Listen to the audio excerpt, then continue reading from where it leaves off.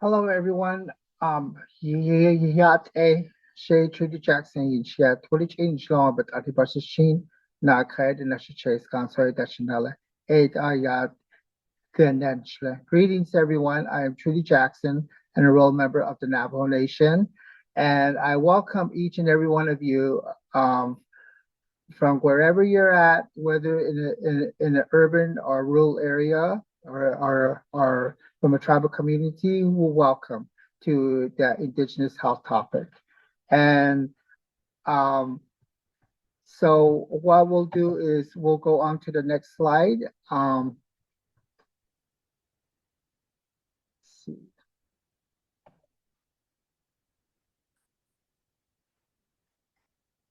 And so basically, um, the Indigenous Health Topic is an event that has been started over by the Mayo Clinic, and then therefore we bring in different speakers, and each individual has some connection over to natives. Aya, can you go to the next slide? Let me work on this here.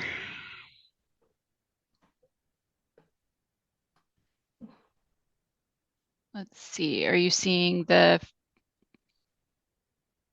Okay, now, okay, so a quick housekeeping is we will have time at the end of the presentation for Q&A, so make sure to put that over in the chat, in the Q&A box, and we will be monitoring that. So please feel free to ask any questions as well.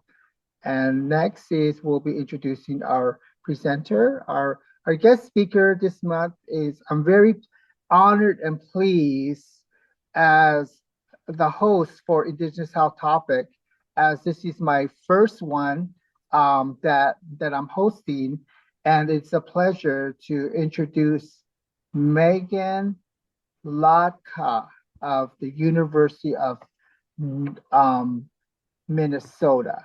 And I will hand it off to um, um, Megan.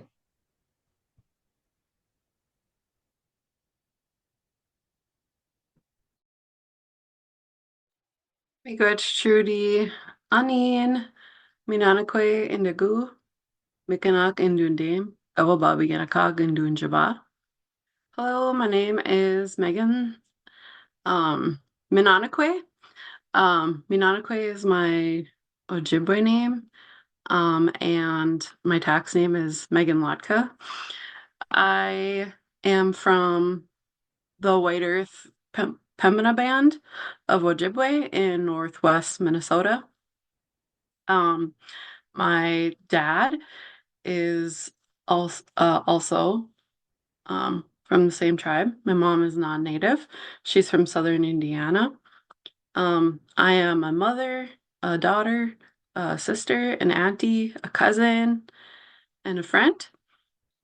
Thank you again to Trudy and Isla for having me today. I really appreciate you bringing me on board to share our knowledge. So yeah, today we're going to be talking about sustaining our roots and closing the generational gaps in Indigenous food practices. Keep in mind, I'm Ojibwe, and so my teachings come from the northwest region of Minnesota, along with the tribal nations of Red Lake, Leech Lake, and the Minnewacan Sioux communities in southern Minnesota. I would like to take a minute to recognize that I'm coming to you from the lands of the Ojibwe people, the Sioux people, the Hidatsa, and the Mandan. They are nomadic people who are caretakers of the land and continue to do so today. I also want to recognize my elders, miigwech for attending. I want to recognize our past 7 generations and apologize for any mistakes I might make. And I also want to recognize all of you for attending, miigwech, and also for our future generations. Again, miigwech bizendaweg. Thank you for listening to me today. So here I am with my daughter and my two sons. I am a partner. I'm super tradish. I am a hunter and gatherer. I am not a beater. I've tried many times. I cannot bead to save my life, but luckily my daughter has brought that on. I am a independent education consultant with my LLC, Ojibwe with Minanakwe, and that's why I'm presenting to you today. Nothing in this presentation is affiliated with the University of Minnesota Medical School or the Center of American Indian Minority Health, where I'm a community liaison. I'm also a board member of the Minnesota Indian Education Association, and I hold a proud seat there. I speak with a lot of candor. I love my native humor and pride. I am a cultural trainer for the state of Minnesota through the Leech Lake Tribal Nation. There are 11 tribes throughout Minnesota, and you can see in the upper right-hand corner those tribal nations. I'm a language speaker and a language learner. I'm also a medicine keeper. And these teachings have been brought to me by my wa'a and the elders around our tribal communities. So this first video I'm going to play is just a little glimpse of what life is like as a mom. Come here, tell you they don't feel good when you're a native mom.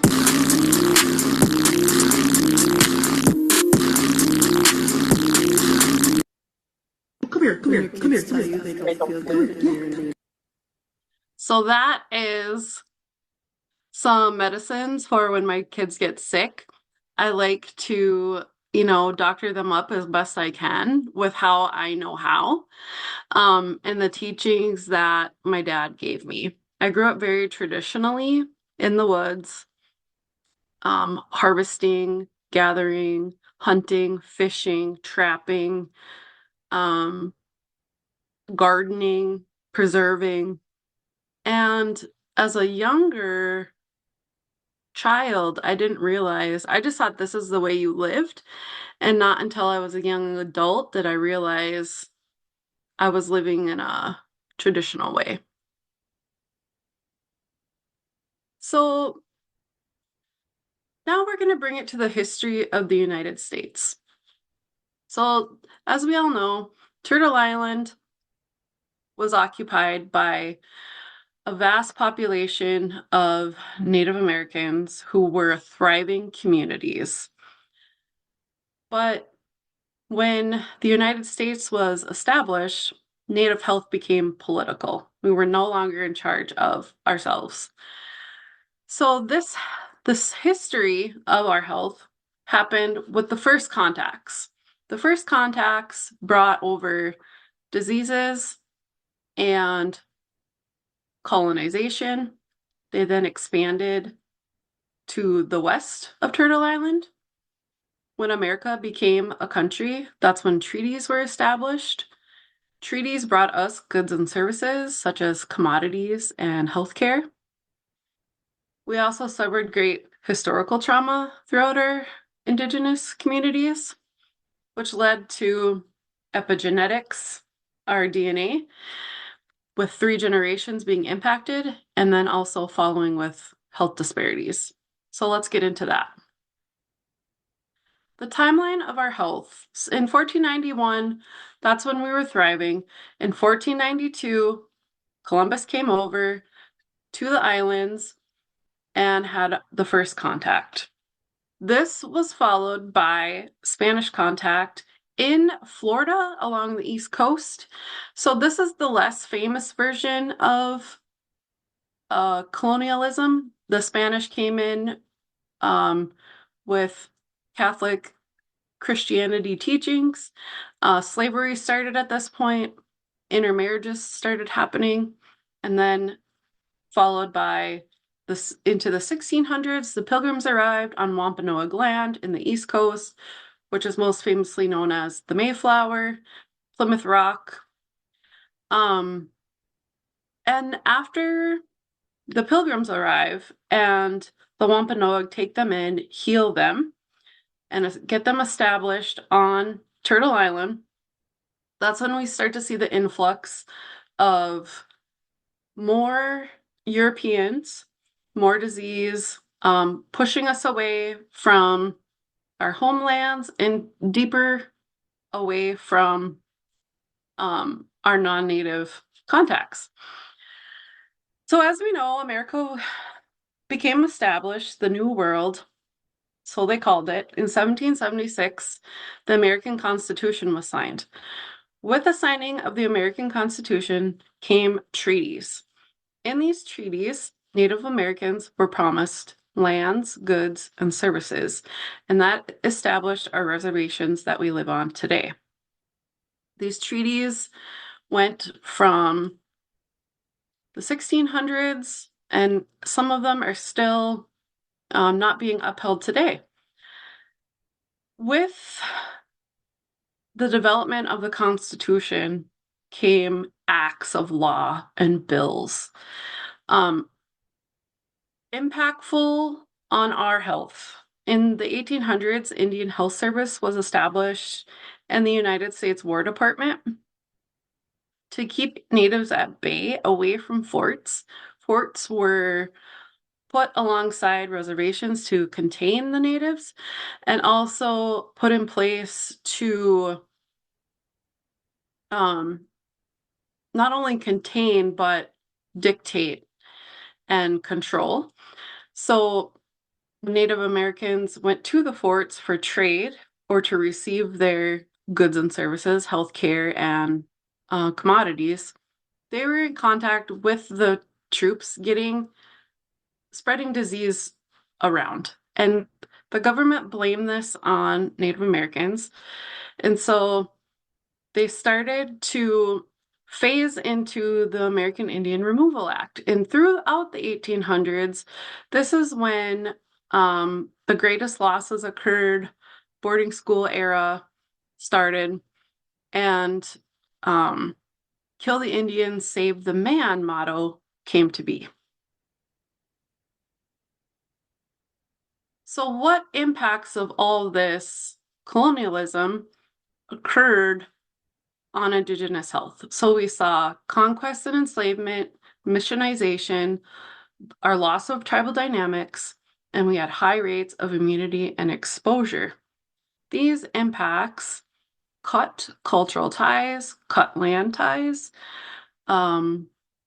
with our traditions, our families, and most importantly, our lifeways. Also, we didn't know how to counteract these foreign diseases that were brought over by the Europeans.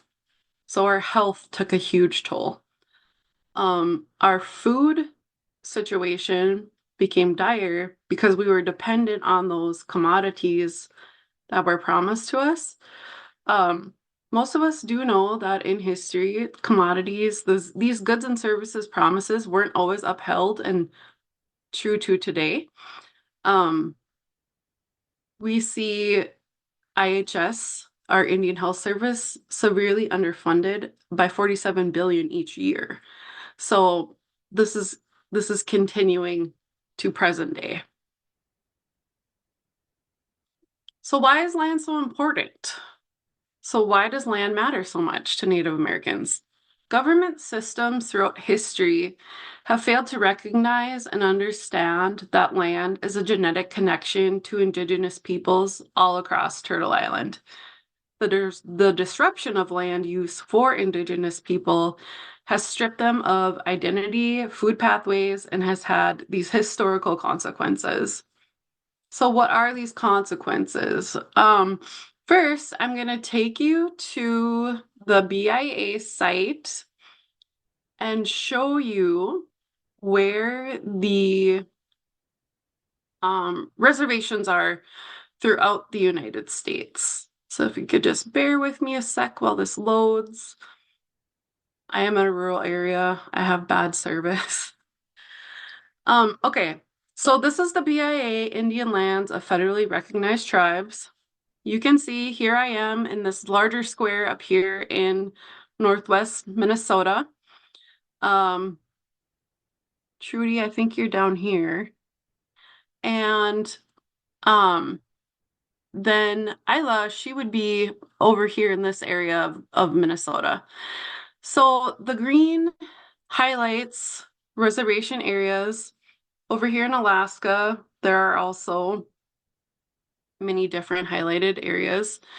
But you can see on the eastern region, there are not a lot of established nations. But if you think back to the history, this is where colonization began in Florida and on our East Coast. So we'll get back to the slideshow. So disruption and the historical impacts of reservations, treaties, goods, and services. So health disparities in Native American communities. We have higher rates compared to our white counterparts of type 2 diabetes, heart disease, and cancers. The type 2 diabetes is a generational impact because of commodities, rations, and losses of our traditional food pathways. And Native American youth are 64% more likely to have or have pre-type 2 diabetes than their non-Native peers. And this is an alarming thing in our youth. We want to stop this cycle, and we want to start educating them on how that can happen. And that's going to start with our food pathways. So Native Americans have modern food pathways and then also traditional food pathways. So we're going to go over modern versus traditional. Modern food pathways look like the big box stores, grocery stores, supermarkets. A lot of it is on the inside, processed foods, on the outside, whole foods. Reservations often experience food deserts, and the USDA definition of a food desert is lack of whole foods and availability to grocery stores within 1 mile of your residence. So for me, the nearest grocery store is 10 miles away, and the nearest Walmart is 35 miles away. So I live in a food desert. Most reservations throughout Turtle Island are rural communities and are highlighted under a food desert. With food deserts, we do have gas stations and convenience stores. Convenience foods impact our health even more, raising our rates of obesity, heart disease, and type 2 diabetes. So not only do we have the genetics of heart disease, obesity, and type 2 diabetes and cancers, but we're also consuming foods that impact our health with higher rates of obesity, heart disease, and type 2 diabetes. So it's really a double whammy for us. And I want to take a minute here to look at this next map. This is from the Department of Agriculture. It is the Food Atlas. And down here, we're going to look at where the food deserts are in the United States. So you can see here I am over here in Northwest Minnesota. Rural Minnesota has a high number of food deserts. That's no grocery store within 1 mile of our homes. So about half the state. And then over here, we see even higher food deserts in New Mexico, Arizona, Utah, Idaho, Oregon, Washington. And then trickled throughout the East Coast, we see less food deserts, but a higher population of people. So more urban communities throughout. but down here in the Midwest, we do see some more. But one thing I want to highlight here is the overlap of the map of reservations and the map of food deserts, and how these two critically align. So I don't know, do the math, but might be intentional. Remember, the government wanted to kill the Indian and save the man. They wanted the native race to dissipate so that they could have what we occupied. So location is everything when talking about food. So what do traditional food pathways look like? Over the next few slides, I am going to be playing some videos and showing you my way of life in Northwest Minnesota. So I'm going to start with spring. It's our closest season. We're going to be coming up on Eskigamizigan, which is sugar bush. This is a video.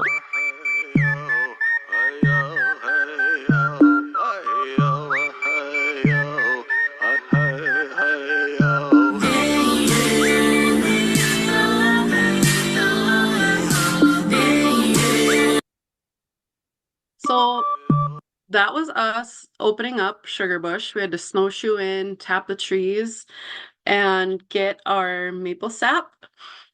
These are my language. This was with my language family. There's a group of us that met monthly and did things like this together, and spoke the Ojibwe language together. So my next video is going to be about gathering. And this is something that my kids and I do in the springtime. And this one is about fiddlehead ferns.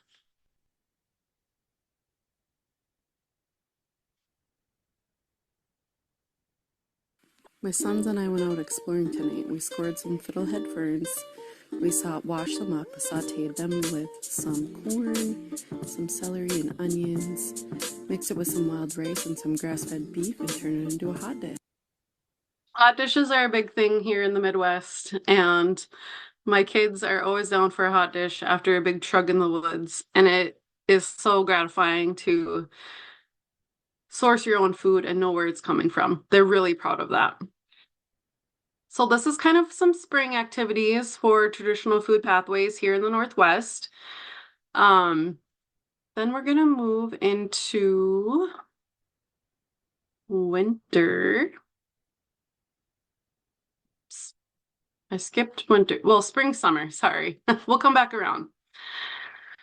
So summertime is a time of eating well, powwow trail, camping, living free, traveling,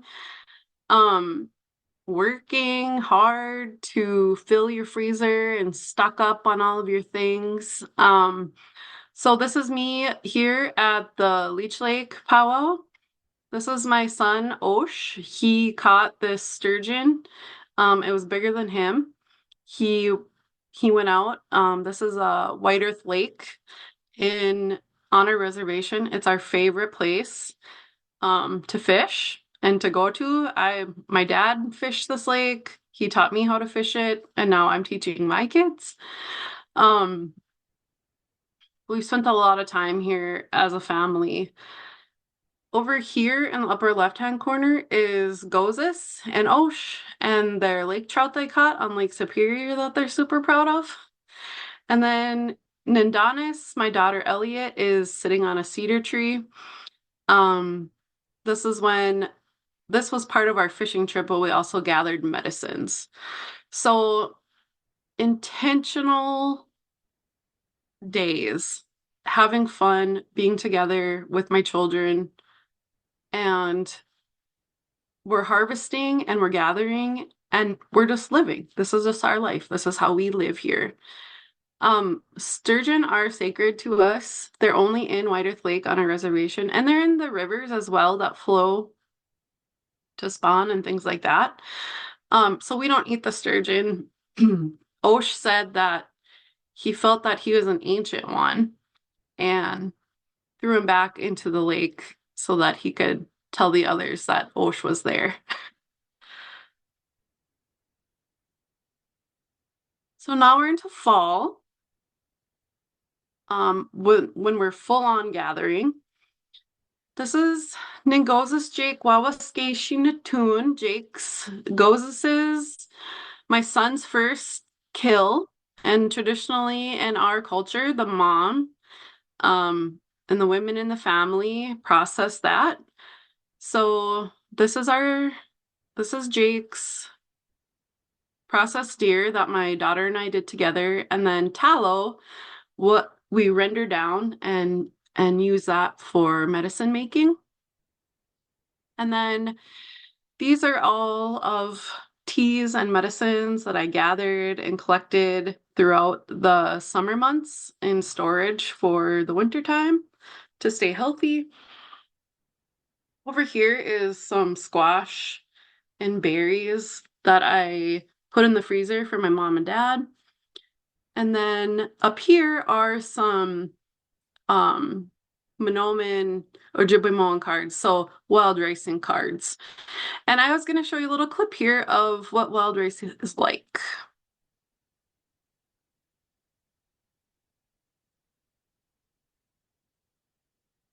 Sorry again, slow internet.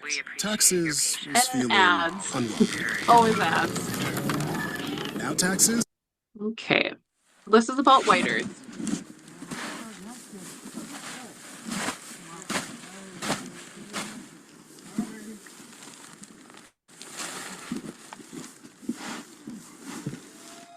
They're making wild rice here on the White Earth Reservation in northern Minnesota. It's a time when the Anishinaabe take to the lakes with our ricing poles, our canoes, our bawaganuk, our ricing sticks. And it is a time our families gather to harvest our most sacred of foods, Minomen. Minomen are wild rice, the food that grows on the waters. That we were instructed in our migration story to go to the place where the food grows on the waters. It's our most sacred food, first food eaten by a young person, a baby, and usually the last food served to the elderly. It is served at our feasts and ceremonies. Where there is wild rice or minomen, there are Anishinaabe people. We take to those lakes and rivers and we pole through to collect our wild rice. It's hard work, what our people are doing, but we're very, very proud as Anishinaabe people of being the people of the wild rice that we can feed our families, feed our bellies, and feed our souls as our sacred food. We're also the people who are able to make a living for our families through our wild rice. Our community fought long and hard to stop the genetic engineering of wild rice and has also worked to try to keep some of this wild rice and the value added in our communities. As large corporations took our wild rice, domesticated it, and now 95% of the wild rice that is marketed in the United States is coming from diked rice paddies in Northern California. We don't call that wild rice, we call that tame rice. It doesn't taste like a lake. It doesn't smell like a lake. This is our people coming in. We're proud this time of year. Our families are able to eat and we're able to bring some money home for our communities and for the winter. This is our native harvest wild rice being purchased at Lakeside. This is on one of our trailers, and we were good. We paid the best price out there for the rice so that people could get the best money for that hard work they had. Families going home with hundreds of dollars for a day's work, which really makes a difference in our community. And they're proud. A lot of these people, young men, this is something they're really, really proud to do to continue their traditions. Our rice comes into our rice mill here on the reservation. This time we're hauling it in our horse trailer. Sometimes we use the big trailers, but sometimes we use a horse trailer when that's what we have, and we're happy to be able to offer our wild rice here. We're going to be parching this rice for our families, our community, and for our customers. Thank you for joining us. So this video was made by the White Earth Land Recovery Project. The Land Recovery Project is something that has been happening on our reservation to get get sections of our land back. The tribe has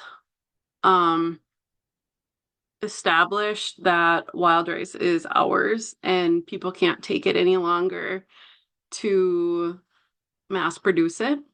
And so those are some things that our nation has done to keep it taken care of. So wild rice harvest and deer harvest are very big things in our community. At my house, it's like deer hunting is another holiday where everybody comes home, and for some reason now I'm the camp chef, probably because my mom is older. But we keep the tradition happening, and that's something that I know my mom and dad are proud of. So now we're moving into winter. I have a few more videos here for us to watch. But in the winter, we make spaces for each other like we're doing now. It's our storytelling time. We're building our community. We're gathering, we're feasting, and we're visiting our elders, and we're learning more from them. So here's a few things that happen in our winter months. I dare you Oh, to let I'm me so build sorry you about a the completely ads. free e-commerce store. Pre The winter solstice is a really key time for a lot of Indigenous peoples. In Anishinaabe culture, my culture, we see it as a time of big change. The winter solstice is the shortest day of the year and the longest night of the year, and it leads us into the winter season. Traditionally, Anishinaabe have seen the winter as the storytelling season. So it's when things calm down.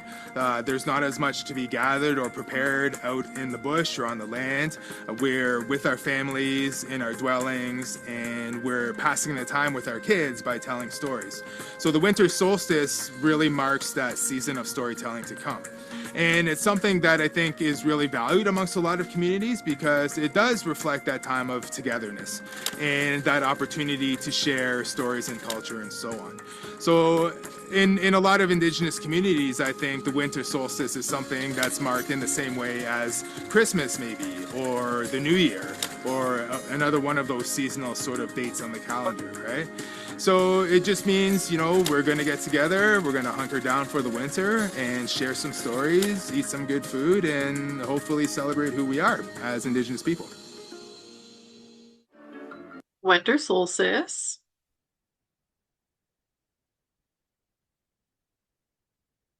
And this is a story about Wintermaker.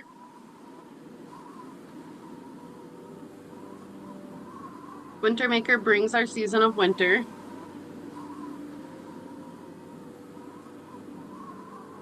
Winter Oh, sorry. was here. It didn't seem to go away. It was constantly cold. And so Nanabushu had to figure out something to do to make the Wintermaker go away. So he decided, as Nanabushu will often do, that to trick him into coming to a feast. So he invited the Wintermaker to a great big feast, spread out all this food. And the Wintermaker started eating. And the women in Nanabushu's household kept bringing out more and more food. And the more and more he ate, the more and more he started to sweat. And as he sweated, he threw off more heat, and the snow started to melt. And then the Wintermaker realized that he'd been tricked and threw down all the food, got up and left, and just before he left, he turned around and said, "Don't forget, I will be back." And of course, winter always comes back. He'll be gone in the spring. Things do warm up, but he'll be back. You never forget that.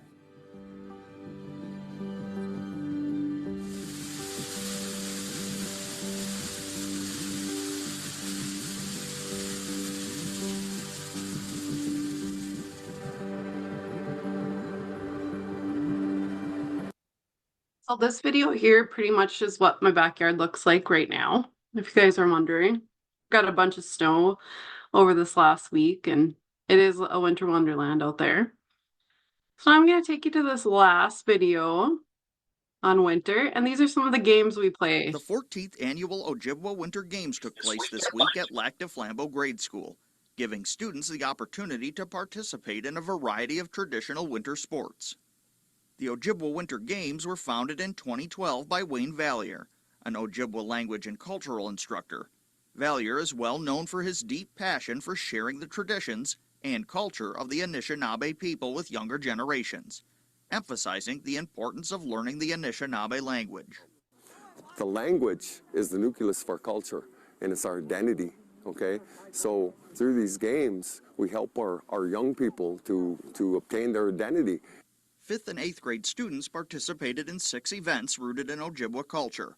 Some of the contests included archery, hoop and spear, snowshoe races, and snow snake. Valliere took some time to explain the origins of this popular event, always tying the stories to the language. A millennium ago, our hunters were getting bored. Somebody threw their spear and it slid on the ice. And the other guy said, I bet you I can make my spear slide farther than that. So he slid his, and hence the games. So pretty soon somebody made a special doll. Wow, that looks like a ganebik. That looks like a snake, the way it slides on the ice like that. So hence the name, Gunika Ganebik, the snow snake was born. Tribal President John Johnson stopped by to see his grandson take part in the games. For our Indigenous kids here and all the youth that attend our school, it is games for them, you know, it is competition, and the better they get at it each and every year as they're growing up, it's teaching them a lot of values about their culture and their people and where it came from hundreds of years ago. Valliere sees the teaching of his culture as a duty to the elders that taught him, elders that protected the culture through a time in the not-too-distant past when they weren't allowed to practice Ojibwe traditions. Our elders, the ones that held the knowledge, became very apprehensive on letting it go. So gaining their trust was a big one, and then them sharing that with me. And then in turn, I made a promise that I would share it. I would share it with the next generation. The Ojibwe Winter Games give students an opportunity to have some fun and connect with their culture.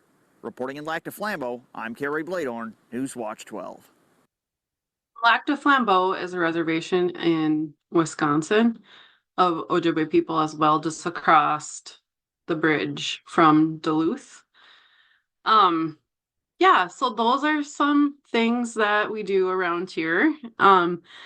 The center that I'm part of just hosted Ojibwe games where they had, we started on Friday night with storytelling, and then on Saturday we had snow snakes, snowshoeing, and ice fishing demos. So we're still actively doing these things in our community as well.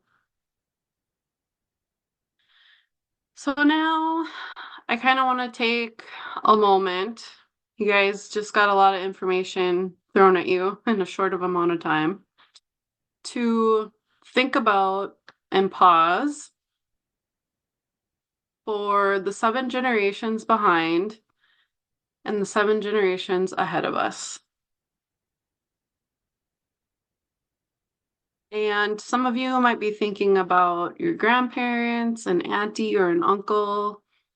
You might be thinking about your children, their children, your future great-grandchildren. And now we're going to kind of switch gears over to, we've learned about the history and things that we're doing now, but what are our next steps on how to sustain this for ourselves as Indigenous people in modern times? So reconnection. Epigenetics plays a role in our health. Epigenetics is a 3-generational impact.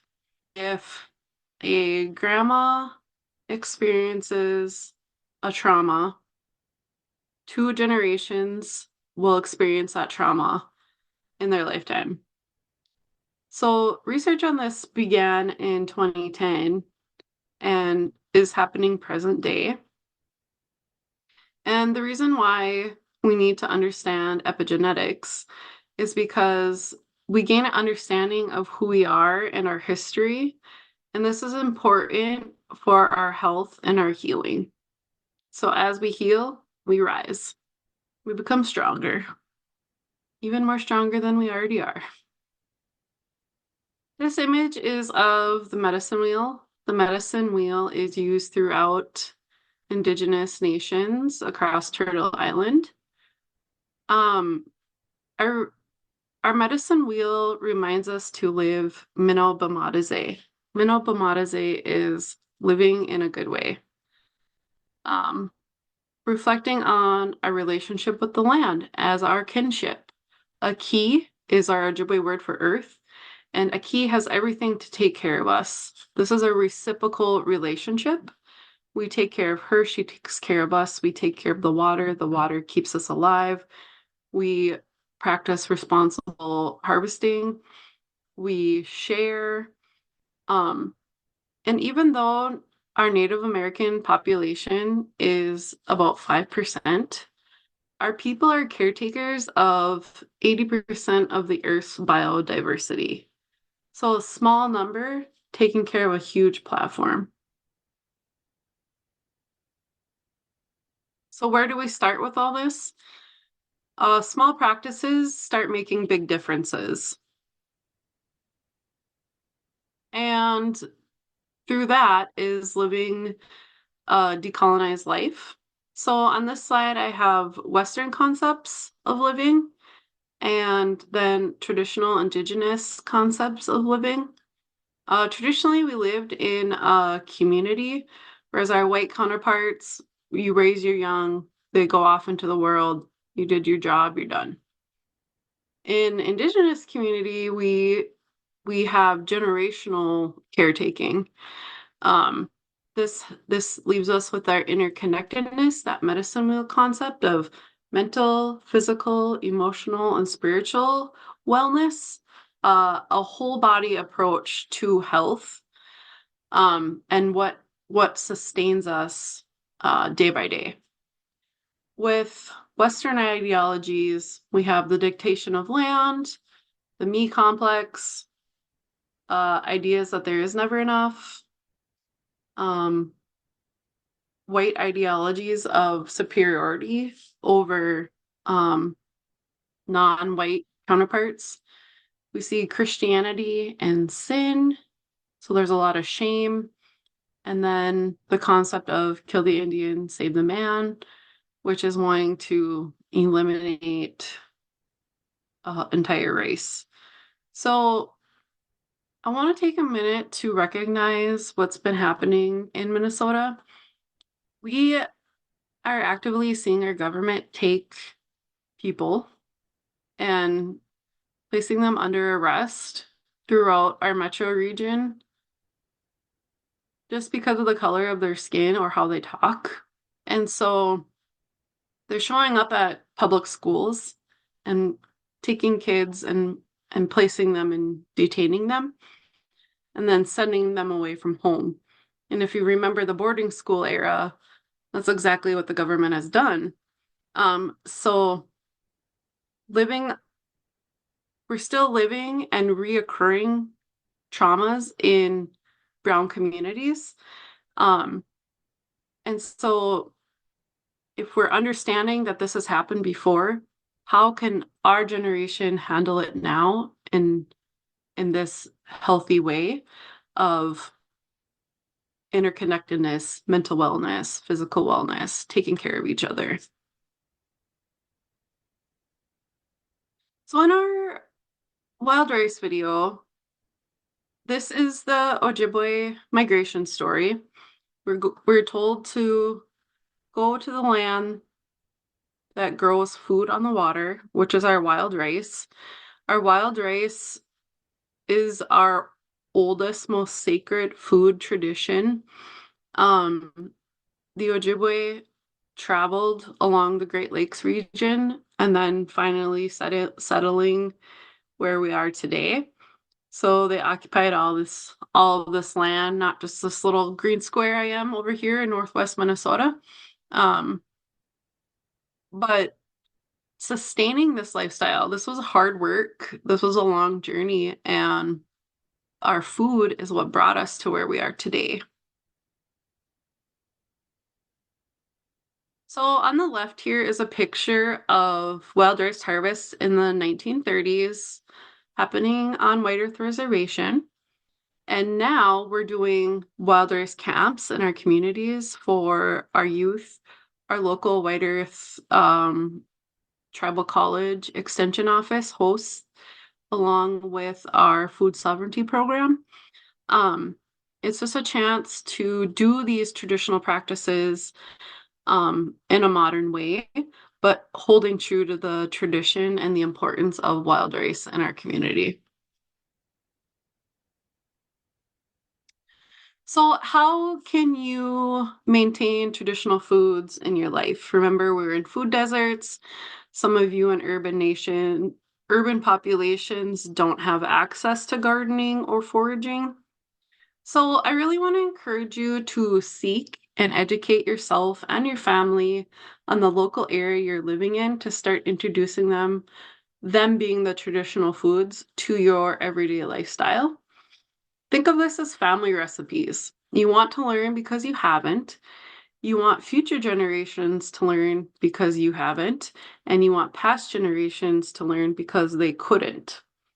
So connecting with your community and holding spaces of learning together, feasting the seasons. This could just look like the first day of fall, you have your family's favorite meal, and you celebrate the coming of the season. Just as winter solstice was talked about in our winter videos, celebrating, with food and family and community. Food is our culture. So healing intergenerational impacts of our health and our food pathways, it's important to acknowledge the past that has happened, to understand it, and then to have active prevention. Now we can go into some Q&A. Thank you all for listening today. Rich. Thank you, Megan. On behalf of all of our listeners, I think you really provided a comprehensive overview of the background and some of the systemic issues, but also modern practices. And so a couple of the questions that are in the Q&A sort of touch on that, and maybe you could go a little further based on what people are asking. And for those that have questions and haven't posted them yet, please use the Q&A feature.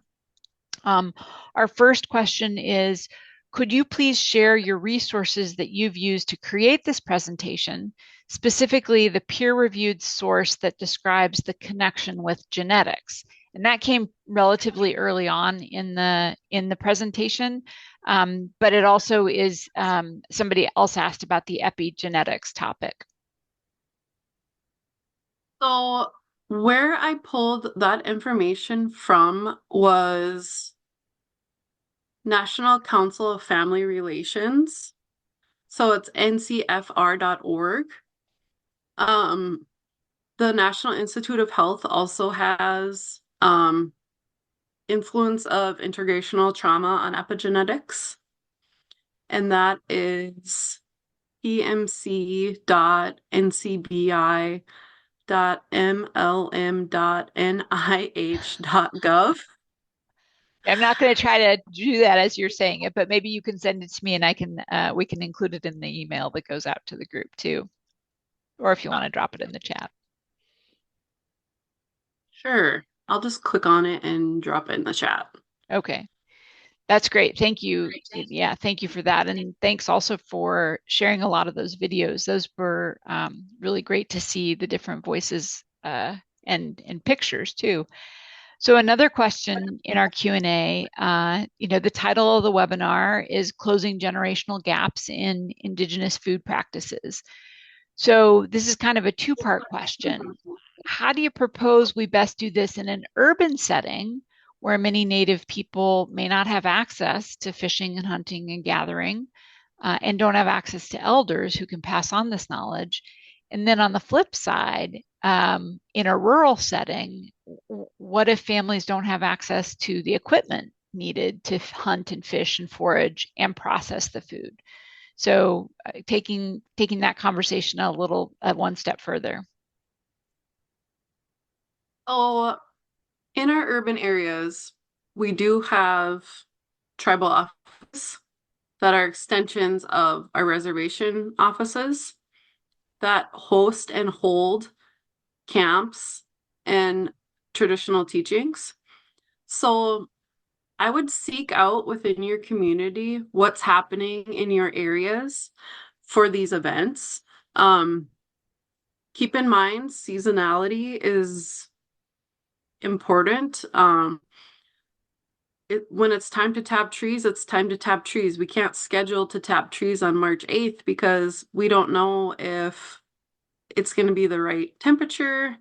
We don't know if the sap is going to be flowing. We also have to align with laws. We can't go to the state park and tap trees as Indigenous people, although we should be able to do that, but we just cannot. And so looking into your wildlife and wetland areas, and you can find those on your state DNR websites to find which areas you can gather from and forage from. And then, doing your research. Where are you at? Where do you live? What region do you live in? What is locally available? What can you source? A lot of our small businesses, our community members that are creating these goods and services for us to look into. So if you, in both the rural and urban setting, for rural community members that don't have access to the equipment, reach out to your tribal nations, partner up with family and friends to start your supply of what you need to sustain your seasonal practices. Sugar bush isn't done just by me. It's done at my brother's house. My dad made us our cooker. The kids pull the buckets and the bags, and just like with deer hunting season, we do it together. We process it together. We package it together. We're keeping that community. And so as Indigenous people, don't be scared to ask each other for help. It's within us to take care of each other. And I feel like we all have a responsibility to keep our teachings going and doing this together. And I want to point out that that's a big reason why I wanted to present on this topic, is because there should be no gatekeeping in our traditions, values, and our ways.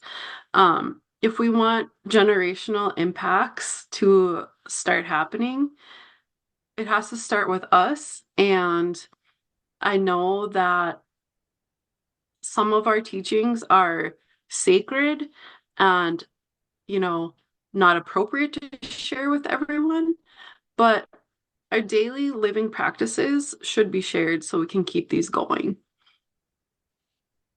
Great. A couple more as we round out the presentation.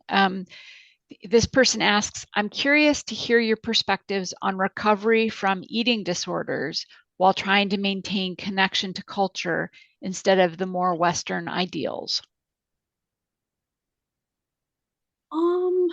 So this can go into the respect piece and your mental and spiritual well-being. So we need food to sustain ourselves. Our struggle is our spirit connecting with our mind, right? So finding that right balance for your whole self, finding your whole self balance. What can you do to connect your mind with your belly? And then also the sustainability piece. we always have enough. There's never going to be, you're not going to run out of anything. And so holding true to those concepts will help you with that. Remember, Native people need all these elements for their health. So somebody with type 2 diabetes needs to not be under stress, because if they have chronic stress, their blood sugars are going to go up. And so they have to maintain their mental well-being for their physical well-being. And it all just coincides with each other. Thank you. And I think we have time for one more question. This one is, should Native people who are not from Minnesota and do not have an urban land office also reach out to these urban offices if their reservation is elsewhere when they're looking for cultural connection opportunities? Read that again. Should Native people who are not from Minnesota and don't have access to an urban land office, should they reach out to urban offices if their reservation, if they're looking for cultural connection opportunities? Is it okay to reach out to offices across different reservations? So they're a Native American, they're an Indigenous person not from Minnesota? Right. I would say go for it. Our Ojibwe and Dakota communities are we like to embrace our visitors, and we like to share and feed you and take care of you and help you. And so if you are somebody that is wanting to connect to community, seek it out of those gatherings. I just think about MIA board of directors that I'm on. We all live in Minnesota. We live literally from the top to the bottom of Minnesota, but we also are from tribes all across the United States. And so Anishinaabe is the term for original people. And so you are Anishinaabe as an Indigenous person. You are an original person, and we're gonna non-Native or Native, our communities are going to take you in and support you in your learning. And someone else asked in the chat to the host and panelists, as someone who lives far from family on the reservation, how can I do my best to apply my experience in an archaeological, anthropological topics to feel like my work is having a positive impact on not only my family? And it sounds like what you were just saying, Megan, getting involved in different groups, talking to people, sharing your stories is a great way to grow that connection.